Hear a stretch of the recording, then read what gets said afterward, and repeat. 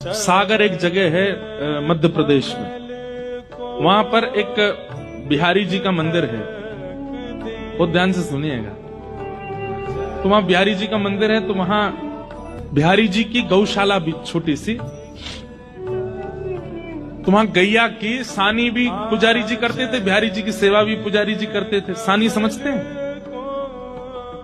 भूसा आदि उसमें चारा आदि मिला करके गाय के लिए उपयुक्त उसको बनाना, उसको सानी कहते हैं। तो पुजारी जी बेचारे पूजा भी करते, सेवा भी करते, गौशाला में सानी भी करते, सब करते।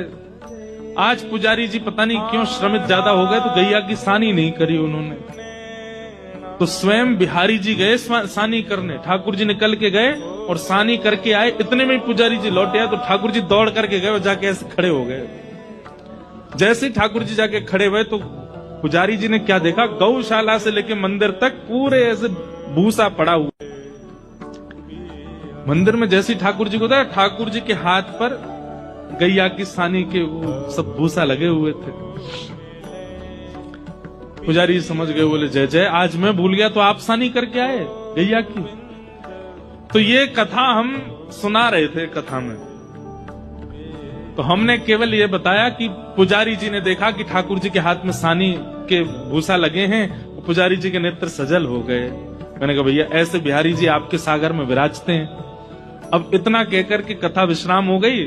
हम जैसे जाने लगे, एक बालक दौड़ा दौड़ा आया, बोले महाराज जी आपने क्या कर दिया? मैंने क्यों? आपने कथा सुनाई कि बिहारी जी सानी करके आए हैं, अपने आसन पे आके बैठ गए हैं, पुजारी जी आकर के उनको देख करके रोने लगे और आपने वही कथा विश्राम कर दी। मैंने इससे आगे कथा है भी नहीं। अरे कम से कम इतना तो बोल देते कि पुजारी जी ने कपड़ा लेके ठाकुर जी के हाथ पहुंचे, अब रात भर ठाकुर जी के हाथ में सानी लगी रहेगी। आपने कथा वही विश्राम कर दी। अब यहां देखिए, वो व्यक्ति कथा को कथा की तरह नहीं सुन रहा है।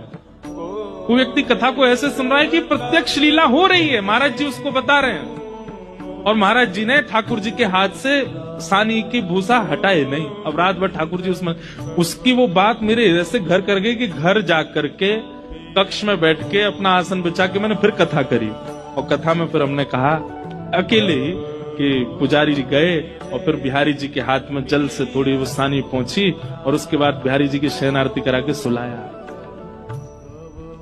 इसे क्या कहते हैं? इस भावना को कहते हैं चैतन्य। क्या कहते हैं?